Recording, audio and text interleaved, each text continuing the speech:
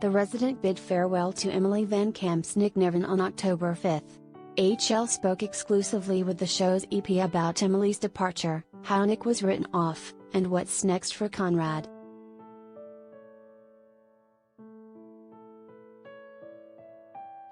The October 5 episode of The Resident was the show's most heartbreaking episode yet. Nick Nevin dies after getting into a car accident. She's brought to Chastain and the doctors explore every option in hopes of saving her. In the end, Nick is deemed brain dead, and Conrad decides to donate her organs.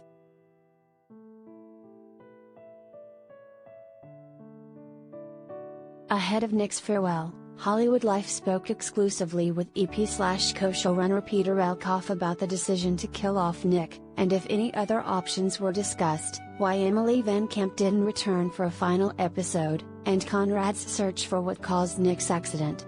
Read our Q&A below.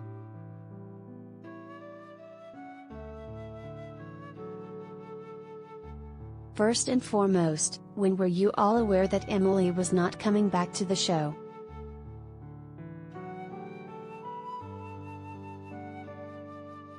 Peter Elkoff, it started with uncertainty because she got pregnant last year before the end of season 4.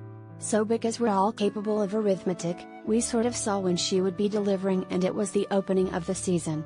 We knew that she wasn't going to be in anything in the beginning because it became clear that her life was taking a new turn.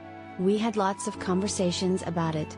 We gradually came to understand through our communication that it was the end of the road for the resident and Emily. We were all sad but totally respected her wishes and her desire to focus on family, so we adjusted our plans.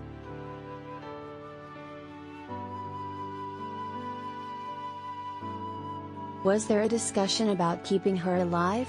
Or once it became clear she wasn't coming back, you knew that her character would have to die?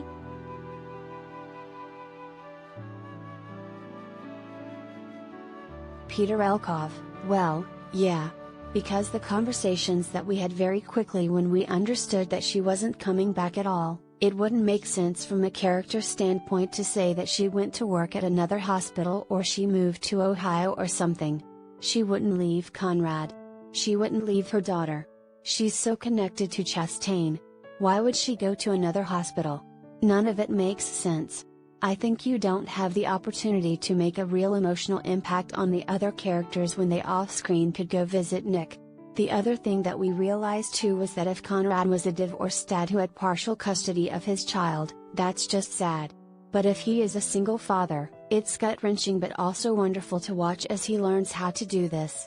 So on every level, it just felt like there was nothing that argued for the character to be sort of alive in the fake TV world.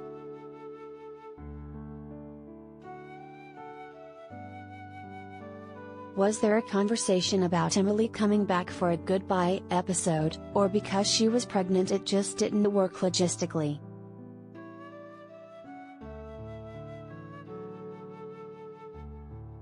Peter Elkoff, yeah, it just didn't work. We felt that this sort of clean break, while difficult for Emily, for the cast, for all of us who so appreciate Emily's work and what she did to the show, it was still the better way to do it.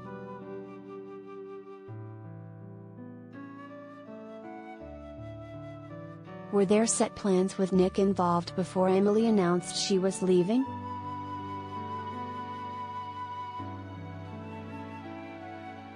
Peter Elkoff, we had a set of plans. There were some things that changed, and then we had to change our plans. We had to do a little tap dancing a couple of times, but it's not as if what we ended up doing was so dramatically different from the original plan. It was just unexpected things happen in people's lives, and you've got to make adjustments. But they were just adjustments.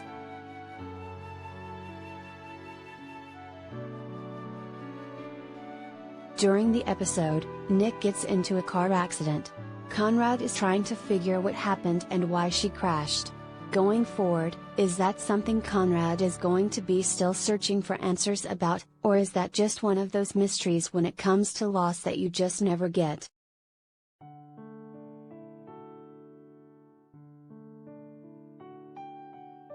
Peter Elkoff, yes to both questions. It is one of those mysteries that sometimes, particularly for a character like Conrad, who is a diagnostician. He always gets the answer. He always knows what and why and how. That's his brilliance.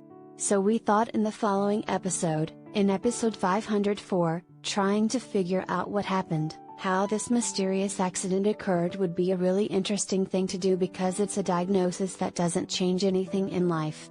It's already done. It's a really interesting story.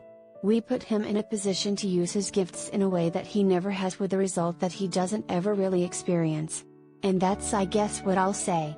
We also use it to put him in a nice, really emotional storyline with Nevin, who comes to Conrad's side. It's kind of a reflection of the episode in season 4 when Nevin's father died in combat, and Conrad's there for him.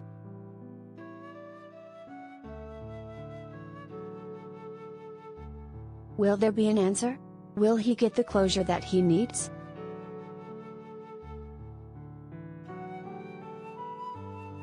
Peter Elkoff, I think there's an answer. It just might not be the one that people expect or the kind that people expect. But there is an answer, and he gets closure that is a form of acceptance. Again, we tried not to make it feel too conventional. I wanted to tell that story in a way that keeps a little of that idea that life is full of mysteries.